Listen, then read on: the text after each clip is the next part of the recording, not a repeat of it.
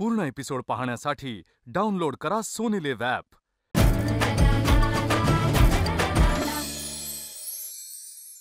नमस्कार, मी मधुरा। आज काय बनवूया या जगातील सर्वात कठीण प्रश्नाचं उत्तर सोपं करायला मी आली आहे। चला तर मग सुरुवात करूया। आज काय बनवूया? आज आपण 2 प्रकारचे चहा कसे बनवायचे ते बघतोय।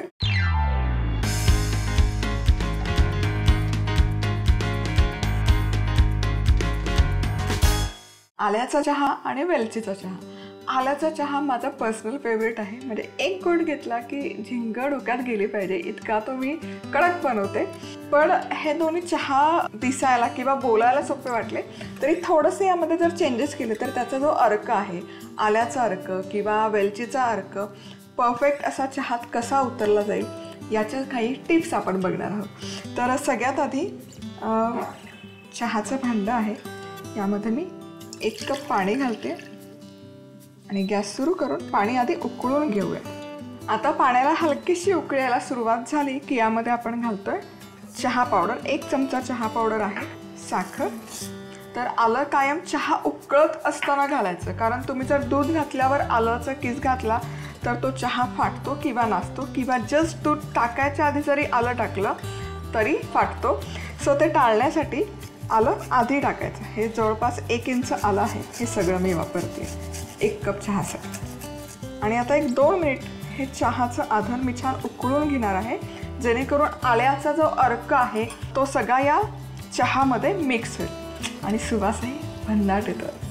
हे छान उकळी आलेली आहे चहाला। 2 मिनिटं मी आणखी बॉईल केलेलं आहे। आता यामध्ये घालूयात अर्धा कप दूध। क्या बात है। आणि आता याला आणखी एक मस्तपैकी उकळी काढूयात। आता हे हलवायचं वगैरे नाही आहे भांडं, असेच याला स्टेबल उकळी काढून घेऊयात। चहाला इथे मस्तपैकी उकळी आलेली आहे आणि तो आल्याचा जो सुवास येतो तो भन्नाट येतो। आता आपण हा चहा गाळूयात।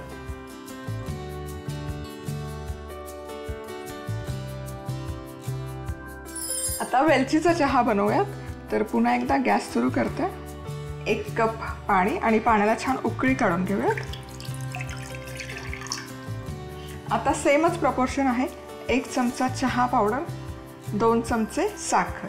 वेलची आपण आत्ता घालणार नाही आहे, पण वेलचीचा ना मी कूट केला। तर त्यासाठी काय केलं होतं, 3 वेलची घेतली, व्यवस्थित सोलून त्यातल्या बिया काढून घेतल्या आणि त्या बिया व्यवस्थित कुटून घेतलेल्या आहेत। तर ही जी टरफलं आहेत ती वाया नको जायला म्हणून मी यामध्ये घालून घेते आणि मस्त एक उकळी आणूयात चहाला मस्त उकळी आली की यामध्ये घालूयात दूध। आता वेलची मी चहा उकळत असताना का नाही घातली, कारण वेलची हे एक बेसिकली स्पाइस आहे, त्यामध्ये ऑइल असतं। तुम्ही कुठलाही मसाला म्हणजे खडा मसाला ओव्हरकुक केला तर त्याचा स्वाद पूर्ण निघून जातो, स्वाद जसा हवा तसा येत नाही। त्यामुळे वेलचीचा चहा तुम्ही जेव्हा बनवताना तेव्हा पाणी उकळताना कधीच वेलची नका घालू। दूध घातल्यानंतर वेलचीची पूड घाला, त्यामुळे काय होतं, हा वेलचीचा स्वाद आहे ना, म्हणजे तुम्ही अगदी कमी क्वांटिटीमध्ये जरी वेलचीची पूड टाकली तरी त्याचा स्वाद खूप छान रिलीज होतो। येस, आणि आता आपण याला एक उकळी काढून घेऊयात। चला, वेलची चहाला पण मस्त उकळी आलेली आहे। गॅस बंद करूयात आणि हा पण चहा गाळून घेऊयात। चला तर मग इथे मस्त कडक असा आल्याचा चहा त्यासोबत वेलचीचा चहा दोनही चहा बनवून तयार आहेत। आल्याचा चहा करण्यासाठी लागणारे साहित्य: 1 कप पाणी, 1 चमचा चहा पावडर, 2 चमचे साखर, 1 इंच किसलेलं आलं, अर्धा कप दूध, उकळत्या पाण्यात चहा पावडर, साखर, आलं घालून एक उकळी काढायची।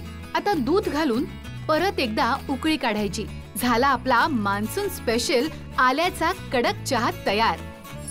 वेलचीचा चहा करण्यासाठी लागणारं साहित्य: 1 कप पाणी, 1 चमचा चहा पावडर, 2 चमचे साखर, 2 ते 3 वेलची, अर्धा कप दूध, उकळत्या पाण्यात चहा पावडर, साखर, वेलचीची सालं घालून एक उकळी काढायची। आता दूध घालून त्यावर तयार केलेली वेलची पूड घालायची आणि परत एकदा उकळी काढायची। झाला आपला मान्सून स्पेशल वेलचीचा कडक चहा तयार। आज आपण असेच गाड्यावर मिळते तसेच गोल गोल कांदा भजी बनवणार आहोत।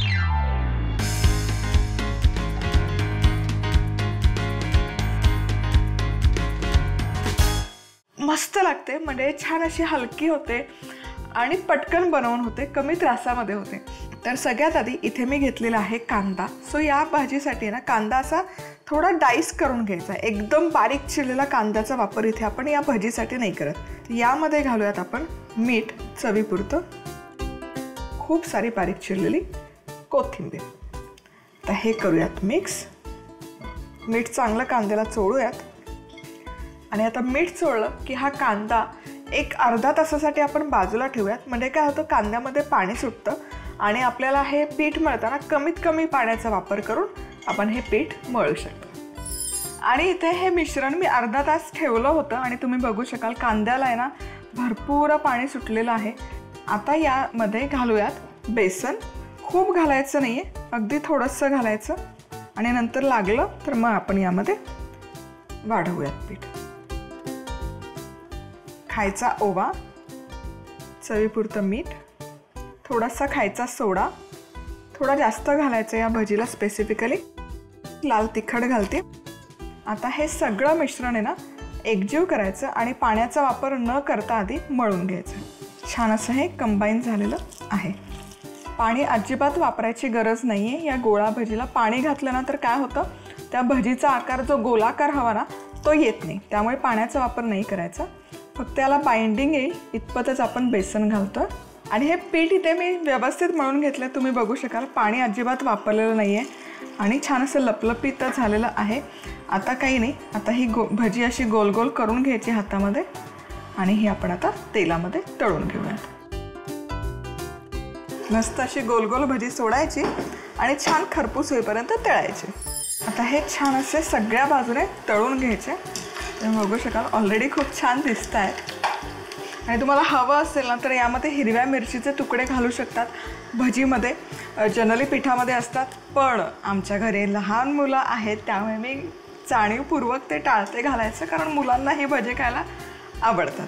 आता हे आपण काढूयात. क्या बात आहे. मॉन्सून स्पेशल कांदा भजी करण्यासाठी लागणारं साहित्य: काप केलेले कांदे, चवीनुसार मीठ, बारीक चिरलेली कोथिंबीर, बेसन, लाल तिखट, हळद, ओवा, चिमूटभर हिंग, तळण्यासाठी तेल, काप केलेले कांदे, चवीपुरतं मीठ, कोथिंबीर एकत्र मिसळून घेत यात बेसन, ओवा, तिखट सगळं एकत्र करून घेत याचे अशा पद्धतीने भजे घालायचे आणि तळायचे. झाले आपले मॉन्सून स्पेशल कांदा भजी तयार. आज आपण परफेक्ट कॅफेमध्ये मिळतात ना तसेच क्रिस्पी, क्रंची आणि सोनेरी रंगाचे फ्रेंच फ्राईज कसे बनवायचे ते बघणार आहोत.